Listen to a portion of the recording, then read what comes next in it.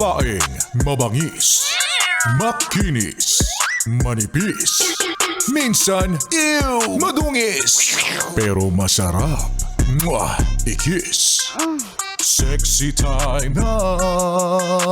Sexy Mega! Ay nako, Sexy Megan pa rin ang inyong kasama mga yes friend. Ang sa inyo ay magpapaalala. Ang magnanakaw ay asawa ng sinungaling. Lakas mga kontrabida naman nun. O, diba? Mga quotable quotes mula sa panonood ninyo ng hearing mula pa nung nakaraang linggo, diba? Para last week pa yan eh. Eto tayo. Mas matindi pa sa pagsubaybay natin sa kahit anong series sa TV. Yan talaga, yung mga hearing na yan. Alam mo, I am so proud of you, yes, friend. Ikaw na pinipilit i-update ang sarili kung ano na ba ang nangyayari. I am so proud of you. Ibig sabihin, isa lang yan. Nagiging aware ka.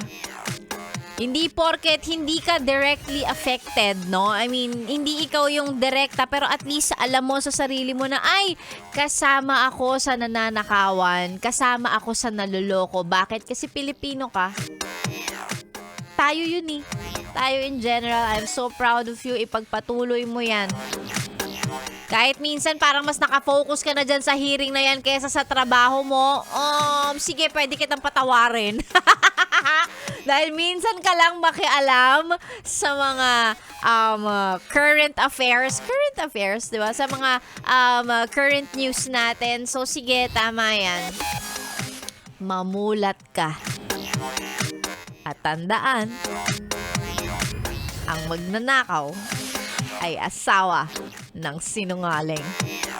Dati ang alam lang natin, si Babalu ay asawa ni Babala. Si Puto ay asawa ni. Ngayon, so proud of you. Natututo ka na. Ay nako, Sexy Megan pa rin po ang inyong kasama. At bago ako maubusan ng oras, alam ko naman na ito inaabangan mo, palibasa mukha ka.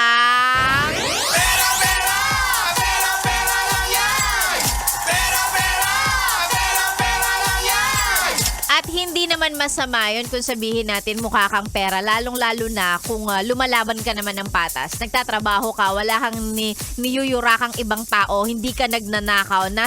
Galing sa marangal, di ba? Yung paraan ng pagkita mo ng pera. Okay lang yun. Diba? Mahirap ang buhay. Kailangan talaga natin kumita. Kaya naman alam ko sometimes nakikinig ka lang sa amin kasi may chance kang manalo ng pera dito. Pero okay lang. Ang importante, naka-SFM ka. Ayan, eto na.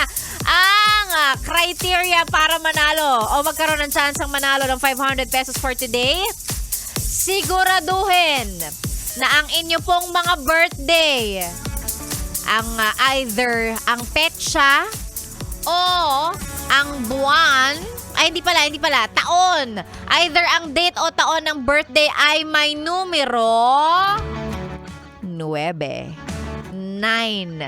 May number 9. Either sa petsa o sa inyo pong taon ng pakapanganakan. I-send ang mga valid ID. Pwede ring birth certificate. Sometimes nga marriage certificate, birth certificate at passport ang sinesend nila. Okay lang. Ang importante, merong pagkakakilanlan patunay na may number 9 talaga sa petsa ng inyong birthday or taon, no, na may number 9. I-send sa ating Facebook page, DJ Megan Yes FM.